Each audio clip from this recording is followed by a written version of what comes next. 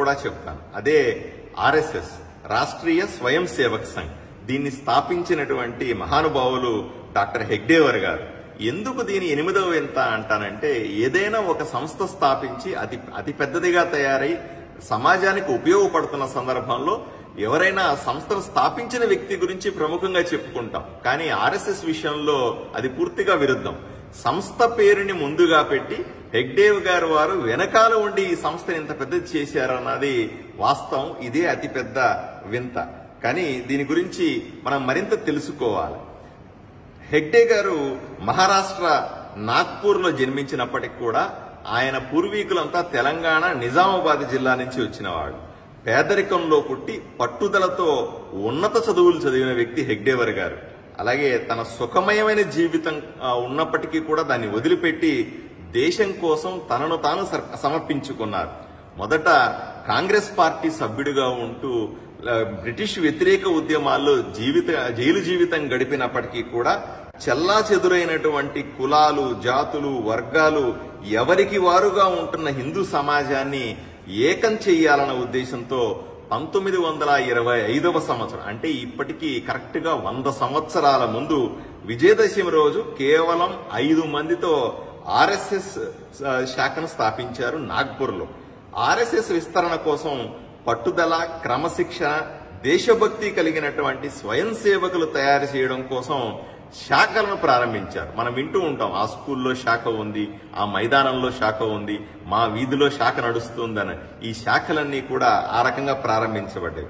వీటి ద్వారా నిస్వార్థ సైనికుల్లాగా దేశాన్ని కాపాడే సాధకుల్ని తయారు చేశారు ఆయన. ప్రపంచంలో ఉన్న హిందువులందరినీ ఏకతాటికి తీసుకురావాలనే లక్ష్యంగా పనిచేశారు హెగ్డేవర్ గారు. ఆజన్మాంతం బ్రహ్మచారిగా త్రికరణ శుద్ధితో భరతమాత సేవలో తన జీవితాన్ని సమర్పించుకున్నటువంటి భరతమాత ముద్దుబిడ్డ హెగ్డేవర్ గారు.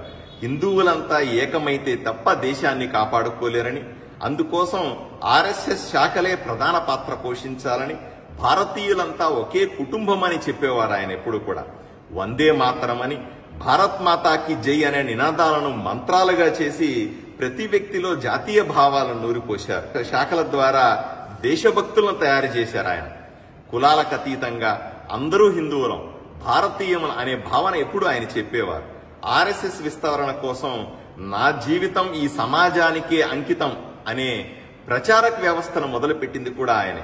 స్వయం సేవకులు దేశంలోని అన్ని రంగాల్లో, రాజకీయాల్లో కానీ, విద్యార్థి రంగాల్లో కానీ, కార్మిక రంగాల్లో కానీ, రైతులుగా కానీ, విద్య, వైద్య, సామాజిక సేవల్లో ప్రాతినిధ్యం ఉండాలని కోరుకునేవాళ్లు. ఫలితంగా స్వాతంత్రం వచ్చిన తర్వాత కాశ్మీర్ కోసం పోట్లాడినా, లేదా అయోధ్యలో రామాలయం కోసం పోట్లాడినా ప్రాణత్యాగాలకు సిద్ధపడేటువంటి స్వయం సేవకులను, కరసేవకులను తయారు చేసింది హెగ్డేవర్ గారే. అంతెందుకు, అటల్ బిహారీ వాజ్పేయి గారు గాని, లేదా నరేంద్ర మోదీ గారు లాంటి ప్రధానమంత్రులను ఈ దేశానికి అందించింది ఆర్ఎస్ఎస్ఏ.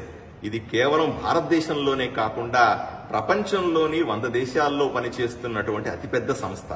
ధార్మిక కార్యక్రమాల కోసం విశ్వ హిందూ పరిషత్ను తయారు చేసిన, కార్మికుల కోసం బిఎంఎస్ను తయారు చేసిన, విద్యార్థుల కోసం ఏబీవీపీని తయారు చేసిన, సేవా కార్యక్రమాల కోసం సేవాభారతి అన్న, రైతుల కోసం కిసాన్ సంఘ్ అయినా, ఇవన్నీ కూడా ఆర్ఎస్ఎస్ అనుబంధ సంస్థలే. వీటి ద్వారా ప్రపంచవ్యాప్తంగా మానవాళికి అతిపెద్ద సేవని అందిస్తున్నటువంటి అతి గొప్ప సంస్థ రాష్ట్రీయ స్వయం సేవక్ సంఘ్. డాక్టర్ హెగ్డేవర్ నాటిన మొక్క ఆర్ఎస్ఎస్ ఇప్పుడు వృక్షమైంది. అది దేశాన్ని, ప్రపంచాన్ని కాపాడుతా ఉంది. ఆర్ఎస్ఎస్ ప్రారంభమైన 100 సంవత్సరాల సందర్భంగా ఈ ఉగాదిని, హెగ్డేవర్ గారి జయంతిని ఘనంగా తలుచుకుంటూ నివాళులర్పిస్తా ఉన్నాం.